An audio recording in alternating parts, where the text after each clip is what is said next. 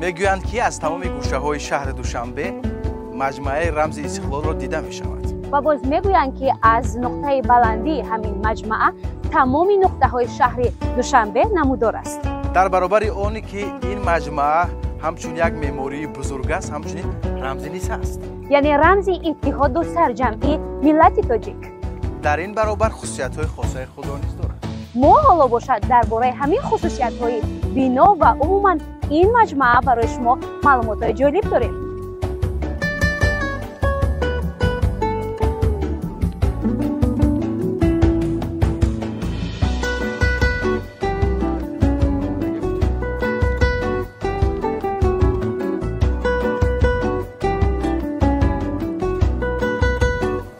مؤسسه دولتی میدان استقلال از جانب اساسگذار صلح و وحدت ملی پیشوای ملت پرزیدنت جمهوری تاجیکستان محترم امامعلی رحمان 8 سپتامبر سال 2022 مورد استفاده قرار گرفت. هنگام افتتاح این مجمع در همین میدان یک بزم خیلی باشکوه برپا گردید. باید یادآور شد که مجمع رمز استقلال 121 متر است.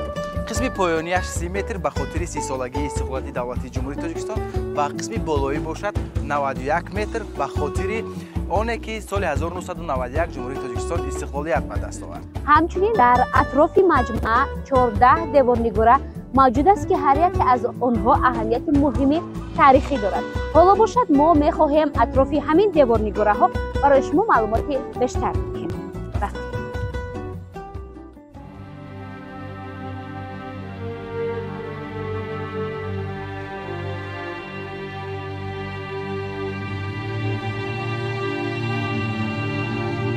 در این دیوارنگاره کیومرث همچون اولین انسان در روی زمین و شاه جمشید همچون اولین شاهنشاه اقوام آریایی انعکاس یافته است. در مرکز این دیوارنگاره قدیمترین اثر ادبیات فارس و تاجیک اوستا دیده می شود.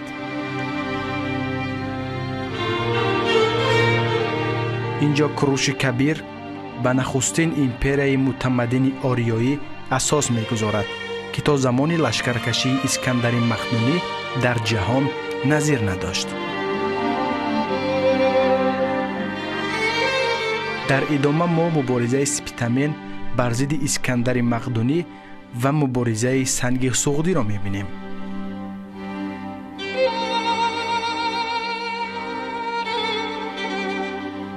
اشکانیان، کوشانیان و ساسانیان سلسله دولتداری مردم تاجیک حسابیده می شود که از عصر 1 تا به عصر 7 میلادی دوام یافته است. این دوره بزرگی تاریخی در دیوارنگاره چهارم انعکاس یافته است. همچنین ما در ادامه مبارزه بی‌امان دیوشتیچ را بر ضد عرب ها می بینیم. طاهریان و صفاریان اینچنین یعقوب ابن لیث نیز در این دیوارنگاره دیده می شود.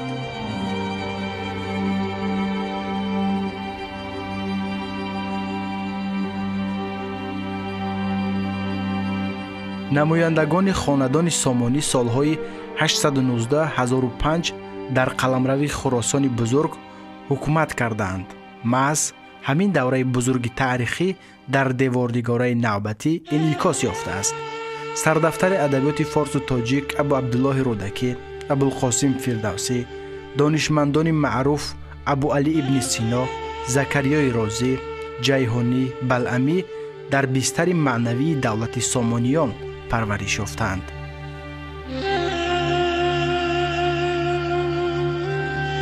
سالهای 1152 1206 درخشانترین دوره تاریخی دولت غوری ها حسابیده می شود. بعد از برهم خوردن دولت غوریان، تاجیکان دولت کردهای هرات را تأسیس دادند. در این دیوارنگاره این دو دوره دیگر دولتداری تاجیکان نشان داده شده است. همچنین در دیوارنگاره نوبتی ما مبارزه بی‌امان مردم تاجیک بر ضد مغول ها را می‌بینیم. صحنه از مبارزه قهرمان خلق تاجیک تیمور ملیک بر ضد مغول ها در این نما انعکاس یافته است. رشد فرهنگ و علم و ادبیات تاجیک از زمان عبدالرحمن جامی تا به روزگار احمد دانش در این دیوارنگاره تجسم یافته است. صنعت تصویری، معماری، علم‌های دقیق، فرهنگ و فلسفه در این دوره‌ها بی‌سابقه رشد نموده تا به مرزهای اروپا رسیده بود. ما در این دیوارنگاره نمونه عالی معماری شهرهای سرز، گانور، بلخ، نیسار، مرو، سمرقند و بخارا، تخت سنگین، خوجند، پنجکند قدیم، بونجیکت، هلبوک، قلعه حصار، غزنه، هرات و دیگر شهرهای قدیمی خلق تاجیک را می‌بینیم. همچنین در ادامه زمان شوروی انعکاس یافته است. در قسمت بالا عکس قهرمان‌های تاجیکستان دیده می‌شود. بنیاد بیناهای نو و ساختمان بزرگ ناب نارک نیز در این دیوارنگاره دیده می‌شود. در این دیوارنگاره عکس پیشوای ملت هنگام سوگند یادکنی و ملاقات با مردم انعکاس یافته است. همچنین عکس نشان و پرچم قصر ملت، بنای پارلمان و تئاتر ملی نیز دیده می‌شود. در این دیوارنگاره زمان استقلال دیده می‌شود. بنای قصر ارباب، اجلاسیه 16 شورای عالی جمهوری تاجیکستان، میدان دوستی، نیروگاه برقی آبی راغون در این دیوارنگاره تجسم یافته است. دوستان عزتمند، ما گرد مجمع را دور زدیم. و یک چرخ زدن اطراف مجمع می شود که درباره تاریخ 6000 ساله خلق تاجیک معلومات پیدا کرد. شروع از مرحله های ابتدایی تا زمانی صاحب استقلالی تاجیکستان. و می خواهیم سیرمون رو ادامه دهیم. می رویم به داخل بینی.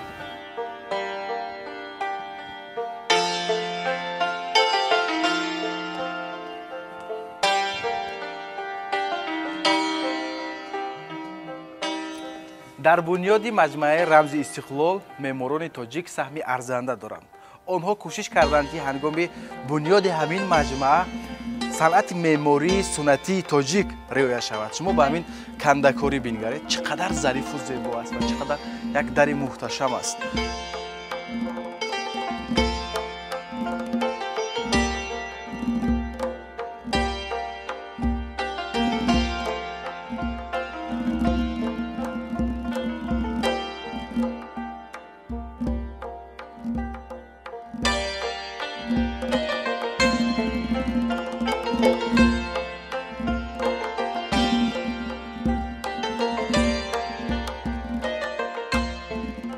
و ببینید هر یک نقش و نگاری که در این در هست از هنر والای هنرمندان تاجیک درک می‌دهد. وارد میشم. محض با همین در ما وارد مجمع میشویم. بله، در اساسی همین جا است و مهمانان به همین جا میآیند. سراول اینجا درهای هوشمند هست. همچنین برای سنجیدن بی‌خطری بارخالتواشون رو توسط این دستگاه میسنجند و با واسطه درهای هوشمند وارد میشوند. واو، یا محیط خیلی زیبا. دوستان عزیز، هر نفری که میخواهد وارد مجمع استقلال بگردد و از آثارخانه آن همچنین از میدان آن دیدن کند، سراول طریق کارت ها پرداخت غیر نقدی میکند. اینجا پست ترمینال ها است، پرداخت کرده می شود. خب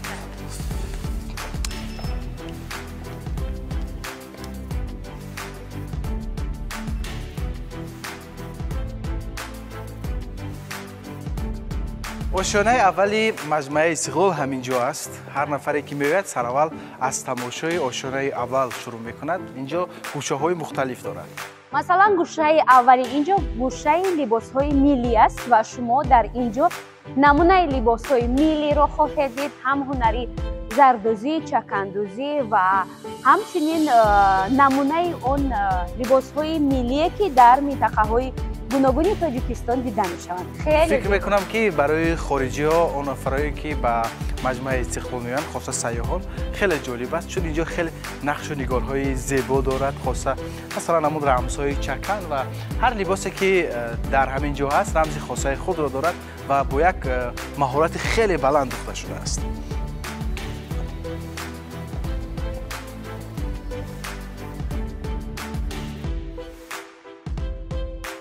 و اینجا گوشه دوم است، خیلی گوشه زیبا.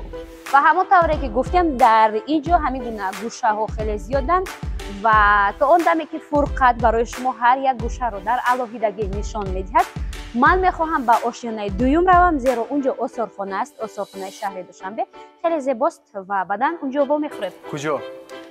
اینجا قهوه خانه داره، در قهوه خانه. حتما.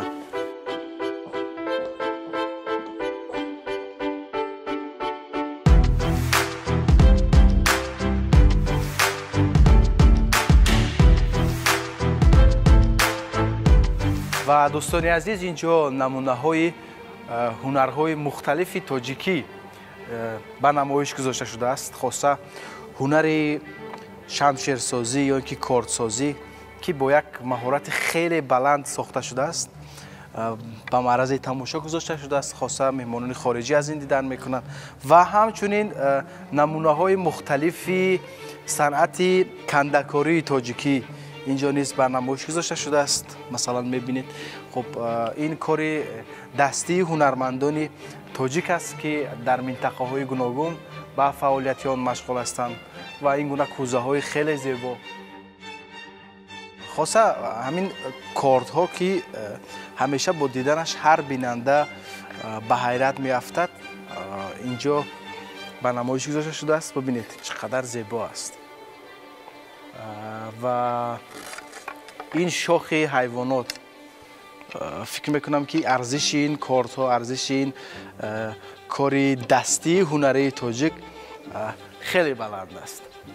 و در قسمت دیگری همین گوشه همچنین بجز از آنه که نمونه کنده‌کاری، نمونه کاردسازی به نمایش گذاشته شده است، همچنین یک هنر خیلی والای ملت تاجیک، این هنر نقاشی و یا اینکه کندلکاری است. ببینید چقدر ظریف است، چقدر زیبا است. خب به نمایش گذاشته شده است و هر بیننده، خاصه بیننده خارجی، آنهایی که از کشورهای دیگر میآیند، با نمونه هنرهای مردمی ما آشنا میشوند و این گوشه همین گونه است، یک گوشه خیلی زیبا و جذاب که با دیدنش کس لذت میبرد.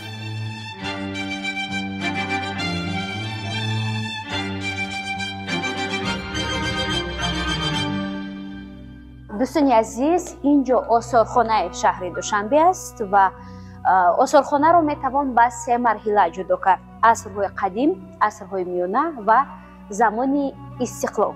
و حالا یک یک همین مرحله ها رو ما برای شما نشان میدیم. رفتیم. سلام علیکم. خوش آمدید. تشکر زیاد. ما چطور درست در آثارخانه سیر میکنیم؟ گوشه نگاره‌های تاریخی از این قسمت سر میشوند. نگاره‌های قدیم‌ترینه که از خودی حدودهای گوناگون شهر دوشنبه پیدا گردیدند، باز در همین آثارخانه نگاه داشته میشوند و در همین قسمت ما بعضی آثارهای رو داریم که آثارهای سنگی داریم که آنها تاریخ 6000 ساله دارند و از حدود همین قسمت شمالی شهر دوشنبه از موضع لوچا پیدا شدند. و باز در اینجا یک طبق سفالی و یک تبری میسین هم داریم که آن از موضع امروز بگیم کیلومتر 9 شهر دوشنبه پیدا شده است و مربوط به دوره عصر برنجی می باشد که آن هم بگیم تاریخ 4000 ساله دارد. خب از این برمیاد که دوشنبه تاریخی اینقدر قدیم هم داشته است. خب حالا گذاریم به این قسمت و قدم به قدم میگذاریم به مرحله‌های دیگر به دوره نوتر. در اینجا ما بعضی نگاره‌ها و آثارهایی را داریم که آنها از زر ساخته شدند و اینا تاریخی گویم که اولهای عصر میلادی را در بر میگیرند، تاریخ 2000 ساله دارند و محض به دوره خود همین بر شهر تبدیل یافتن شهر دوشنبه را انعکاس می‌نمایند که در همین حدود شهر دوشنبه یک شهر بزرگ دوره انتیقه موجود بوده است. در اینجا یک هیکلچه خیلی خرد است، تصویر بانو است. بله بله، ببینید این یکی از نادرترین همین آثارهای این آثارخانه ما میباشد.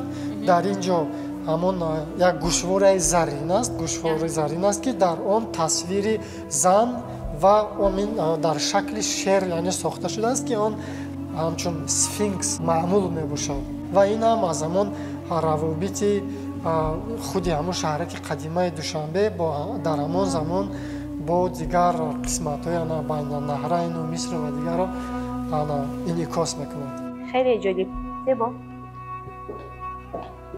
اینجا چی است؟ ببینید در اینجا بازم آثارهایی داریم که با دوره الکای زمانی حکمرانی کوشانیان متعلق می باشد.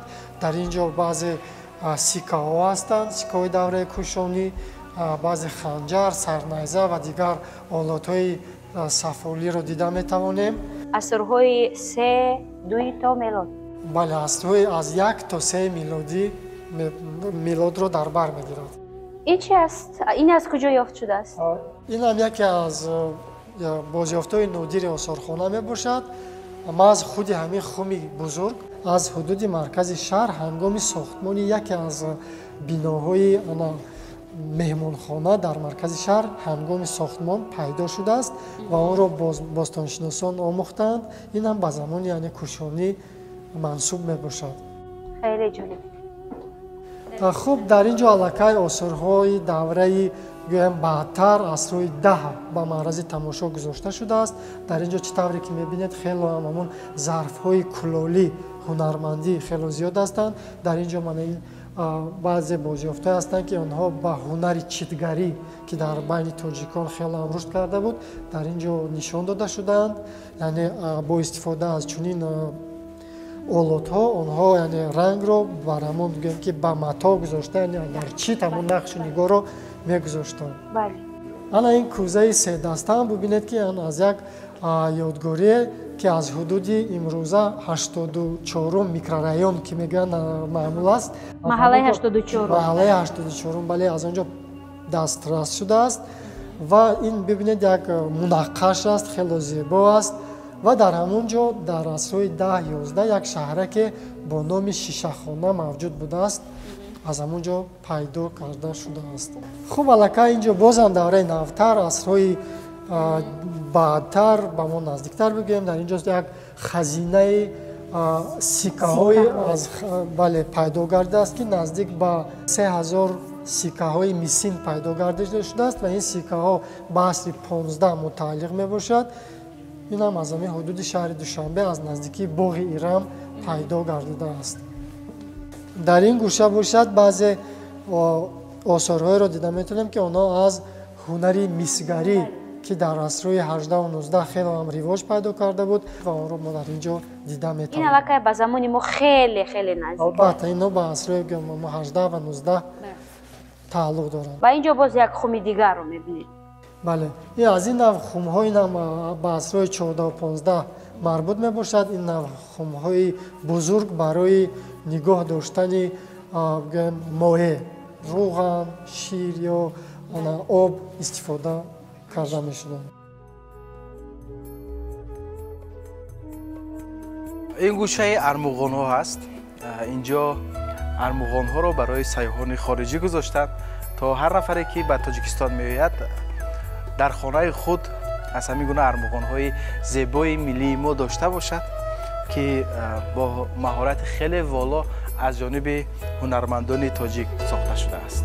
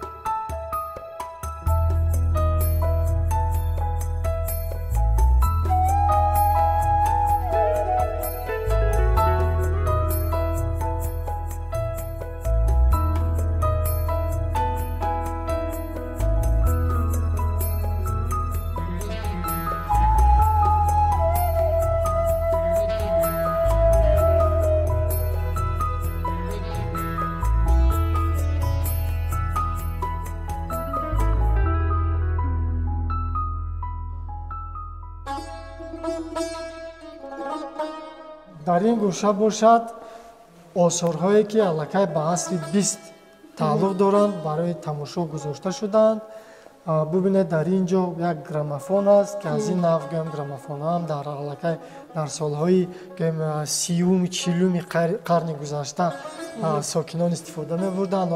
аз куҷо дарёфт карданд? хело нодир аст. аз замин аз шаҳри Душанбе яъне сокинон истифода мебурданд.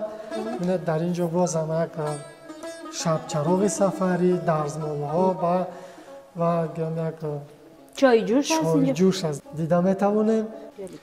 ин гӯша хуб дар ин ҷо бошад бубинед ане баъзе медал ва орденҳое ки ба ҳамон иштирокчиёни ҷанги бузурги ватанӣ яъне сазовори ҳамин орденҳо шудаанд дида метавонем ки ин албатта иштирокчиён аз худи ҳамин шаҳрвандони шаҳри Душанбе буданд. дар ин ҷо дида метавонем. ин асбоби аксбардорӣ аст ё чи аст? ин асбоби филмбардорӣ мебошад. Филмбардор. бале. камера. ҷолиб. ва гӯшаи дигар? хуб дар гӯшаи навбатӣ бошад боз дида метавонем дар ин ҷо аз ҳамон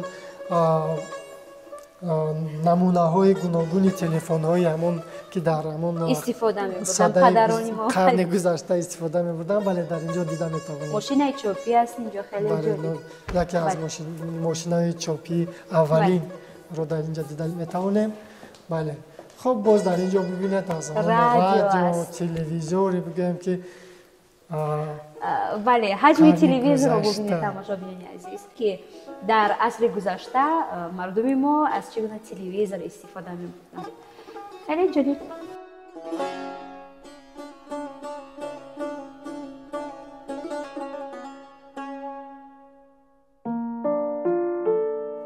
мегӯянд ки системаи даврии Менделеевро метавон аз табиати Тоҷикистон пайдо кард, хоса аз кӯҳҳои Тоҷикистон. ва дӯстони азиз, дар ин ҷо намунаи сангҳои бебаҳои Тоҷикистон ба намоиш гузошта шудааст ва як ҳунари волое ки имрӯз дар Тоҷикистон рушд кардааст, ин ҳунари сангтарошӣ аст ки ҳамин зарфҳои зебо маҳз бо сангҳои Тоҷикистон сохта шудааст, хоса ҳамин армоғонҳо, ҳамин амсилаҳои зебо. ва ин ҷо бошад амсилаи маҷмӯаи рамзи истиқлол ҳаст ки қисмати зиёдаш бо сангҳои Тоҷикистон сохта шудааст ки хеле зебо аст. ва бубинед шоҳмот ҳам бо сангҳои Тоҷикистон сохта шудааст ва ҳар бинанда меояду аз ҳамин сангҳо, аз ҳамин табиати рангоранги Тоҷикистон дидан мекунад ва аз ин ҳама лаззат мебарад.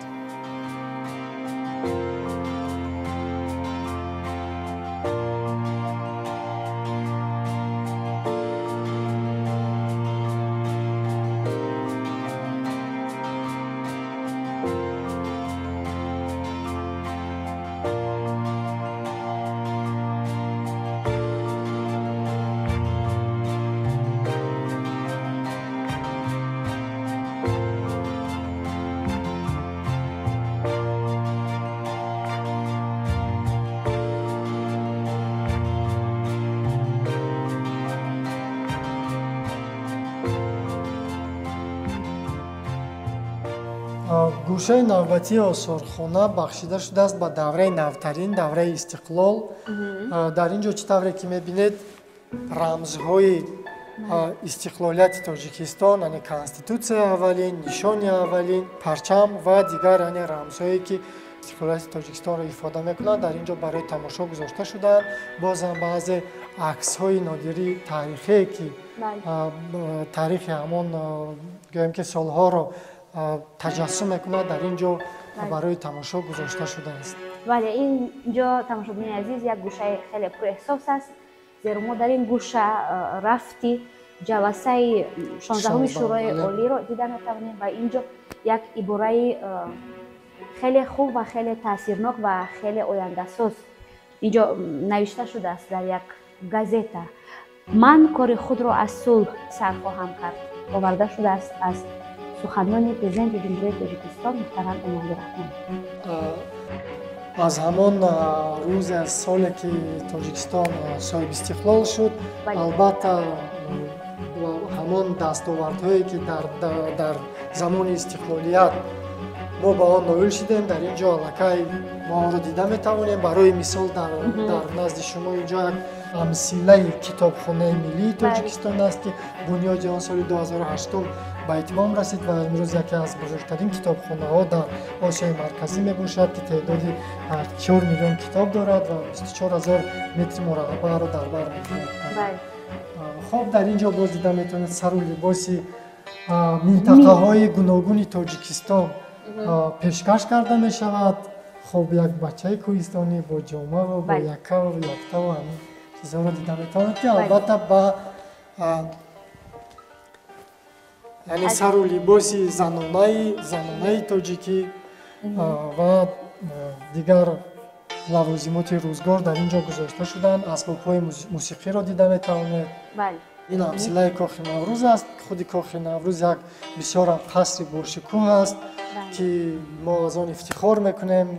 یعنی داخل آن بسیار تالارهای قشنگ و زیبا دارد که یعنی سیاحان خارجی وقتی که میان بسیار با تعجب میان که چگونه زیبا است و هنری بلند ساخته شده است. در اینجا باز هم بعضی کتاب‌های هستند، کتاب‌ها، آلبوم‌هایی که بخشیده شدند به سالگرد تاجیکستان، یعنی 15مین سالگرد، 10مین سالگرد، 20 25مین سالگرد استقلالیت تاجیکستان که در دوره‌های سال‌های گوناگون جشن گرفته شده است.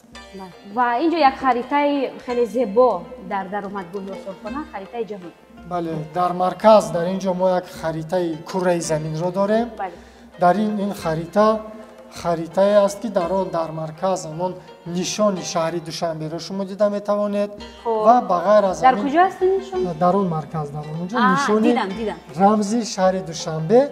بعداً باز در اینجا 19 رمز شهرهای دیگر هستند که تا امسال با دوشنبه آنها برادر شهر شدند. و در همین خریطه شما همان جاهایی که حالا فروزان می شود، بله شما دیده میتونید که اونها در کجا جایگیرند. فرض کردیم در خطای 2 شهر است که با دوشنبه برادر شهر است. در فدراسیون روسیه شهرها هستند، سنت پترزبورگ، در ایران، در زامبیا، بله در امریکا شهر بالدر برادر شهر است با دوشنبه. خب شما هم را دیده میتوانید. این از آن گواهی میدهد که دوشنبه با همین شهرها نه تنها روابط اقتصادی بلکه باز یک روابط فرهنگی دارد. یک ایده خیلی جالب واقعا. در اینجا باز امثله قصر ملت را دیده میتوانید. باز هم یک بینای باشکوه در مرکزی شهر دوشنبه و باز میگذاریم باز هم سر و لباس ملی تاجیکی. منطقه ختلان است. بله منطقه ختلان است. کرته چکن رو دیده میتوانید، یعنی با تمام همان گلدوزی های تاجیکی. خب و در اینجا باز داریم در گوشه نهایی باشد امثله بینای پارلمان تاجیکستان که حالا ساختمان اون ادامه دارد و شاید سال کنونی افتتاح می‌گردد. خیلی زیبا. تشکر میگویم برای شما. برای کار موفقیت می‌خواهیم. برای راه بلدی جهانی سپاس. خوش آمدید. تشکر.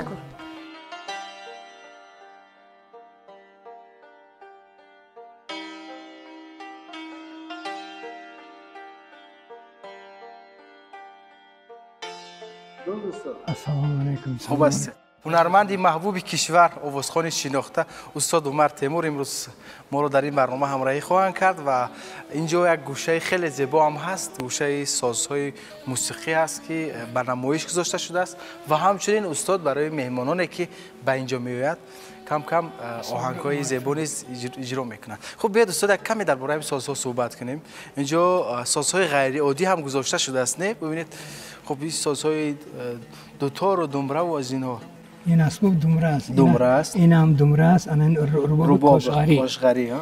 این رباب مثل که ارنامنتاش معلوم است که ربابای بدخشی است. بدخشی. استادش بدخشی و کدگینه. این هم دمبره است. دمبره است. خب من این حساب اود است. این حساب اود است. این هم ربابای این میگن رباب پریما میگن. رباب مایده کوچک. رباب پریما میگن. آوازی بسیار باریک دارد. بله. این ربابای بدخشی هستند.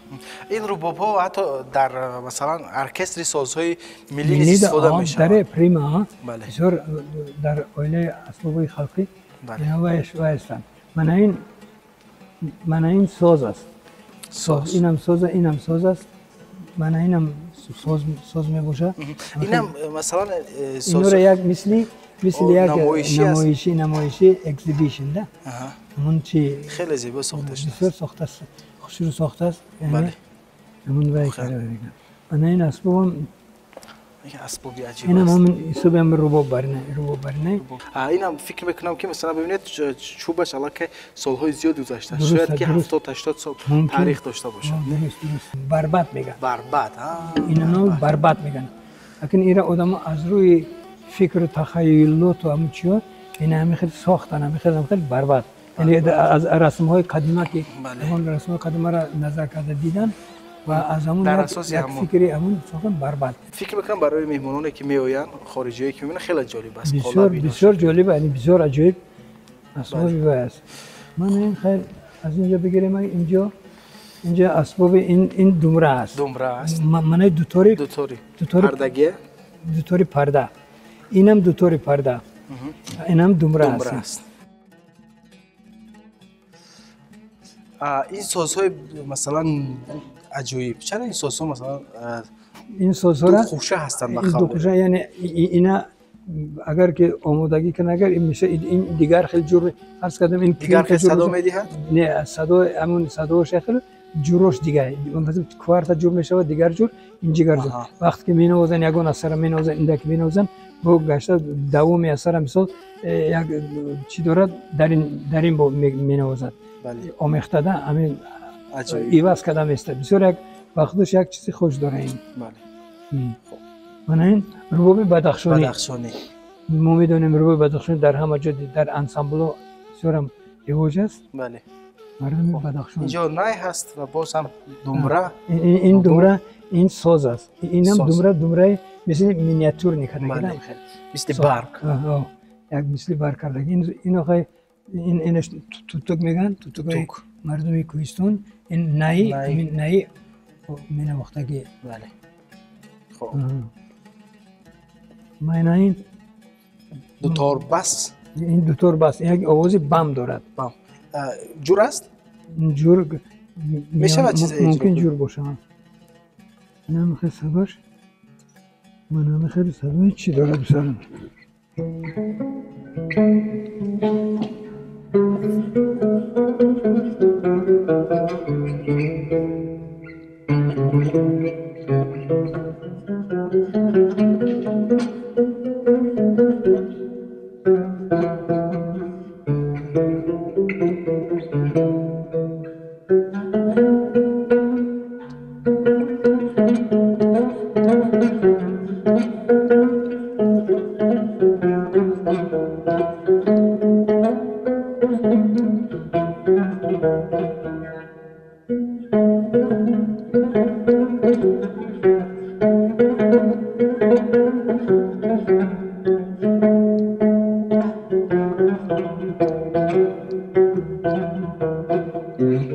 تشکر استاد میشود که با ستار چیز دیگر اجرا مایل شرطی میشه ستار خیلی صدای فورم داره بفرمایید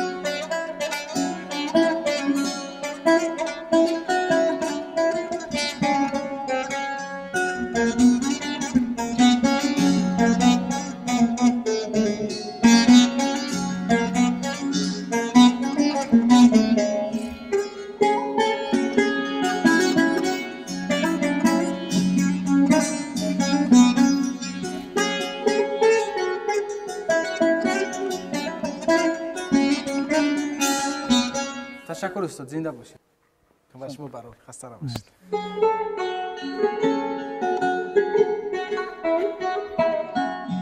و دوستان عزیز ما سیاحت خود رو در آشیانه اول به انجام رسوندیم. خب با زرینه قرار گذاشته بودیم که در قهوه خانه وام می‌کنیم.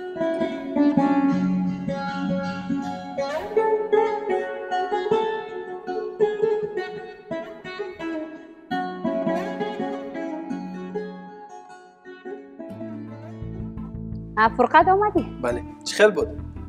خیلی زیبا. یک قهوه لطفاً. از آشیانه دوم من دیدن کردم، مخصوصا همون قسمت آثارخانه. تشکری زیاد به شما. تشکر. رحمت. هم یک تالاری خیلی جالبی دقت برای تماشابینان. دیزاین خاص دارد. دیزاین خاص دارد، بله. و در اون آثارخانه همه اون اشیاءها و نگاره‌هایی که از نقطه‌های گوناگون شهر دوشنبه دریافت شدند همینجا نگاشته می‌شوند.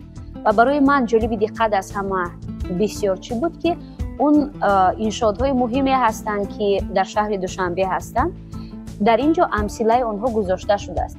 یعنی یک نفر سیاح میتواند بدون آنکه به این یا آن نقطه شهر برود سراول به اینجا بیاید، از آثارخانه دیدن کند، اون بناها رو که میبیند حتما به اونجا میرود.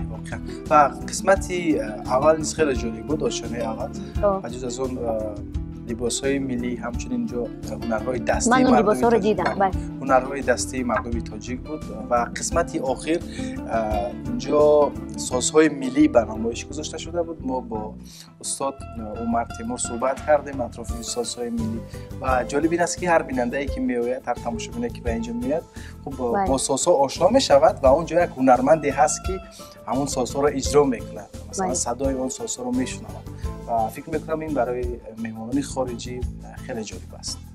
و مهمتر از همه میدونی فرقت، خوش به حالمون که این گونه یک مجموعه هست، یک مجموعه خیلی زیبا، راحت و بالای این همه اون یک معماری خیلی زیبا و خاصه. برنامه را دوستان عزیز ادامه میدیم، از آشیانه دیوم بازم دیدن میکنیم. بله. اینجا نمونه اثرهای رسومان تاجیک به نمایش گذاشته شده است و همچنین اینجا یک امثله خیلی زیبای مجمع استقلال است و در قسمت آخر همین مجمع آشیانه دیوم باز هم برای ما یک حالت غیر انتظار است و اینجا ما یک امثله خیلی نادر رو برای بیننده نشان خواهیم داد. تشکر برای قهوه.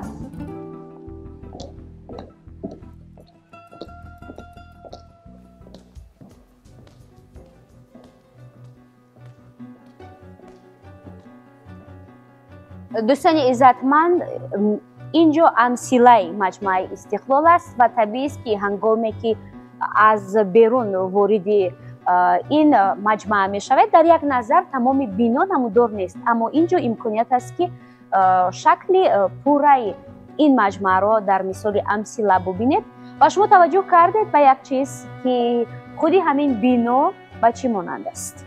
خب این بنا اصلا به رمزی درخت حیات مانند است. بله. گردش هایی که هست این رمزی درخت حیات است و این لایحه سال 2018 در یک آزمون قبول شد. سال 2018 میان معماران و شخصان واقعی در تاجیکستان برای مجمع رمز استقلال و آزادی آزمون اعلان گردید و همین لایحه قبول گردید که از جانب اکادمی معماری تاجیکستان پیشنهاد شده است. و حالا باشد میخواهیم به گوشه های دیگری مجموعه برویم، زیرا گوشه های جالب هنوز ما را انتظار است.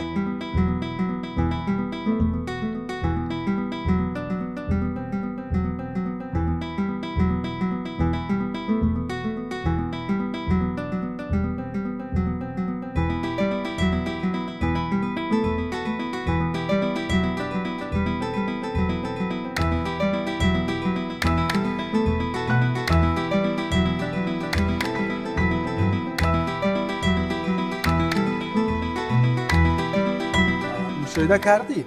خب تمامی اثرهای رسومی که در همینجا گذاشته شده است یک رمز و خصوصیت ملی دارد. بله. و اینجا نمونه اثرهای تمامی نقاشان و رسامای تاجیکستان گذاشته شده است. چقدر فرحی زیبا. خنده صمیمی. بله.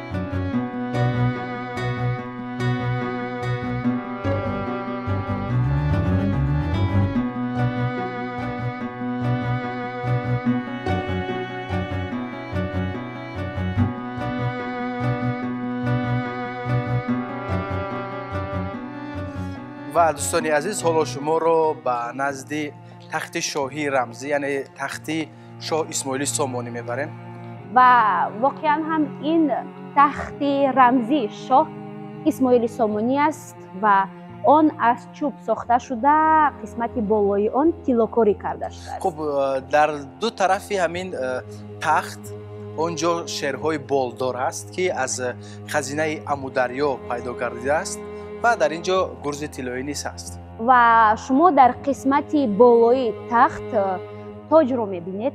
این تاج پورا طلاکاری کرده شده است و همچنین تاج با سنگ‌های قیمت‌بهای تاجیکستان آورده شده است. خب در اطراف همین تخت 7 کلیدها از شهرهای قدیمه تاجیکستان و اینجا این فایتون نیست از خزینه امودریا پیدا گردیده است. در این قسمت 3 لوحه دیگر اطراف 3 مرحله دولتداری ملت تاجیک به مرز گذاشته شده است. این هم باشد دوره کوروش کبیر، دوره شاه اسماعیل سامانی و دوره صاحب استقلالی جمهوری تاجیکستان. و پس منظر همین تخت دیوارنگاره‌های قدیمه تاجیکستان حکاکی شده است، برنمایش گذاشته شده است از دوره افراسیاب و از آن قسمت باشد دیوارنگاره‌هایی که از پنجگند قدیم پیدا گردیدند. واقعا خیلی زیبا است.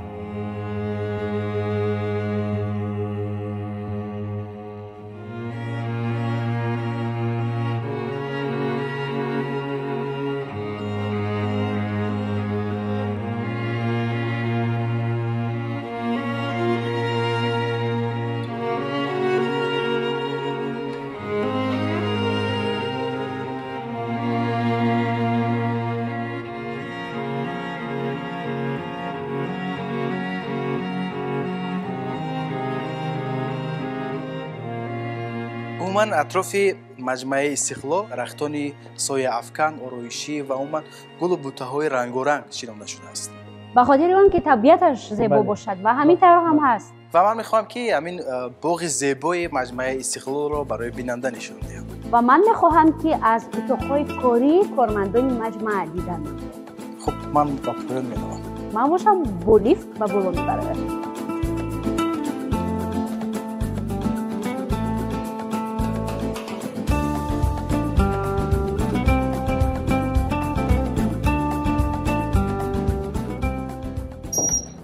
دوستان عزتمند، همانطوری که من وعده دادم گفتم که اتاقهای کاری مجمع رو برای شما نشان میدهم. حالا باشد این راهرو ما رو به اتاقهای کاری میبرد. اینجا یک نفر از کارمندان مجمع رو میبینم. سلام خواهر عزیز، میشد که برای ما اتاقهای کاریتان رو نشان بدید؟ البته نشان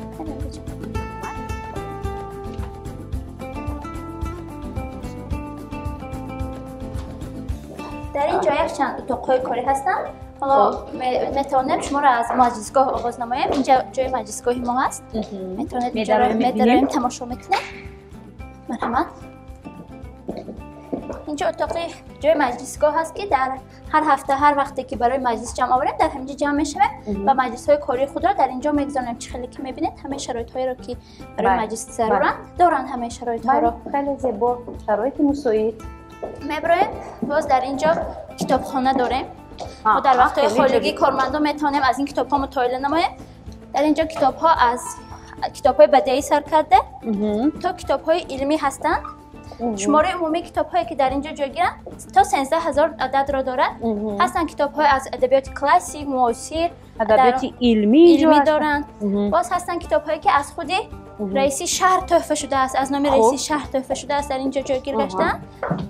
ما همه کارمندان میتونن در وقت‌های خالگی این کتاب‌ها رو واقعا اینجا کتاب‌ها تحفه از نام رئیس شهر دوشنبه محترم رستمی امامعلی. خیلی جالب. تعداد کتابان کم نیست. باز در اینجا مرکز آموزشی زبان‌های خارجی هست. در آنجا مرکز فرهنگی است. عموما گیریم شرایط کاری خوب برای ما فراهم است. ما در اینجا کار کردن برای ما خیلی خوب است، زیرا که از همه شرایط‌ها بهره‌ور هستیم. تشکر. واقعا هم اتاق خیلی زیبا، جالب، راحت و شرایطی خوب.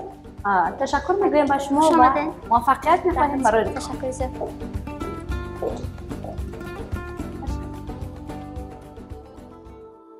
فکر میکنم که حالا باغ مجمع استقلال برای مردم یک موضوع ورزشی و استراحت شده است، چون اینجا ببینیم که خیلی وسیع است، هم برای ورزش موافق است، هم برای سیر و گشت. سلامت باشین برادر عزیز. البته با تشبث و اقدام‌های رئیس شهر دوشنبه محترم رستم امالی و زحمت‌های شبانه روزی و تندرستانه متخصصان ساختمانچی مملکت، امروز در پایتخت کشور یک قطار انشاءات‌های بزرگ اجتماعی، مرکزهای فرهنگی و فراغتی، باغ و گلگشت‌ها و دیگر انشاءات‌های بزرگ قامت افراخته ایستادند و البته یکی از این انشاءات بزرگ تاریخی این ساخته با استفاده دادن مناره استقلال میباشد که با بلندی 121 متر قامت افراخته است و مقصد از بنیاد چنین یک انشاءات بزرگ تاریخی این معرفی نمودن تاریخ و فرهنگ خلق تاجیک به مردم جهانیان و به خصوص یکی از اقدام‌های دیگری ساختن چنین یک انشاءات تاریخی بیدار نمودن حس ملی و وطن دوستی شهروندان جمهوری تاجیکستان و به خصوص جوانان و نورسان میباشد. من میخواستم راجع به همین باغی که حالا در اطراف همین منار بسیار سبز و زیبا هست و درختان زیاد دارد کمی معلومات دهید چقدر است و چگونه درختان در اینجا مثلا سبز شدند و من چه کارها انجام داشته است وابسته به این؟ این زمان در حجمی که این زمان خود میدان استقلال قرار دارد زیاده از 35 گکتار را در بر میگیرد و تا به امروز ما در این خود میدان 9196 درختان سایه افکن و زیبایی که از خارج کشور به ما دسترس شدند شنونده ایم و بغیر از این درخت‌هایی که این زمان ما در اینجا شنونده ایم زیاده از 600,000 دانه خود گل‌های صدبرگی سبز و زیاده از 16410 نمود خود لاله‌های زیبا این زمان در خود همین باغ شنونده است. بله، یعنی همین گونه باید سبز و زیبا شود. مردم می‌بینن شبانگاه اومد چگونه است برای ورزش و سیر و گشت و چگونه برای مردم؟ این زمان خود همین باغی که باغ استقلال جای فرهنگی است و قسمت زیادی مردم شامگاهان بعد از انجام کار در اینجا اومده استراحت میکنن و درهای خود همین باغ تا ساعت‌های 12 شب برای مردم استراحت کننده گشوده است که مقصد اساسی چنین یک باغ رو ساختن فراغت مردم می باشد. بله، تشکر زیاد. خسته نباشید.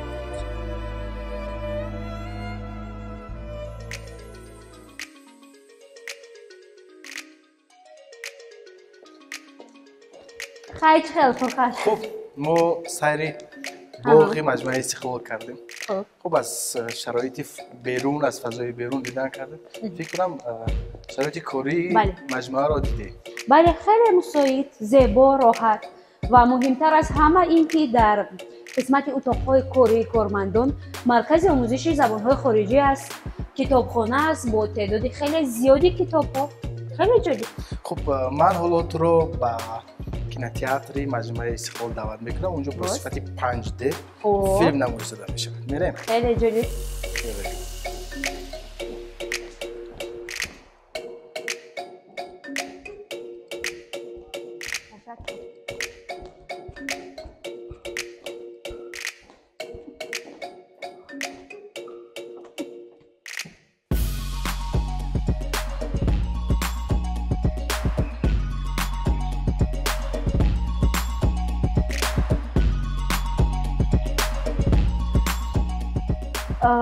برای تماشای فیلم آماده میشویم. بله و حتما که از این عینک‌ها استفاده می‌کنیم. زیرا فیلم در شکل 5D پیش می‌رود. بله.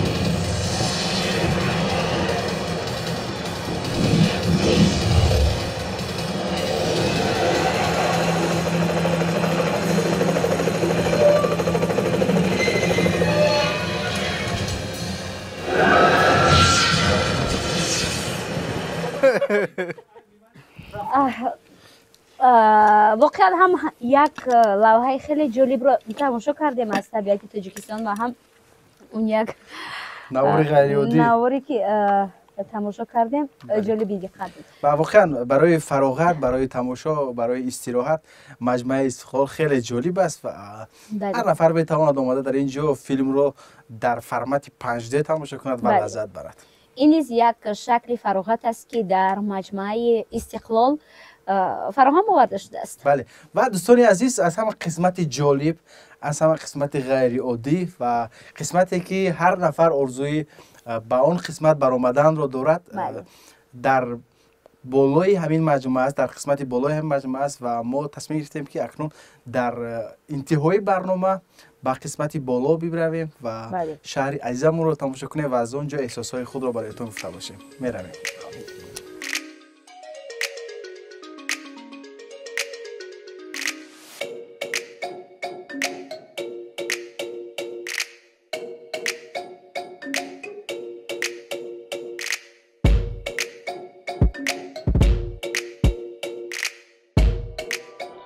دوستان عزیزمند، در ابتدای برنامه گفتیم که از همینجا تمام نقطه های شهر را دیده می شود و حالا می خواهیم که این گفته هایمون را در نوار به شما نشان بدهیم. واقعا هم تاجیکستان عزیز ما چگونه پیش می رود و ما می بینیم که از همین مجموعه تمامی گوشه و کنار رشد کرده، زیبا شده است، درخشان است و این همه زیبایی در یک دوره کوتاه استقلال برای ما دست داد و از این همه زیبایی می سازد که بالیده روح شد و افتخار کرد.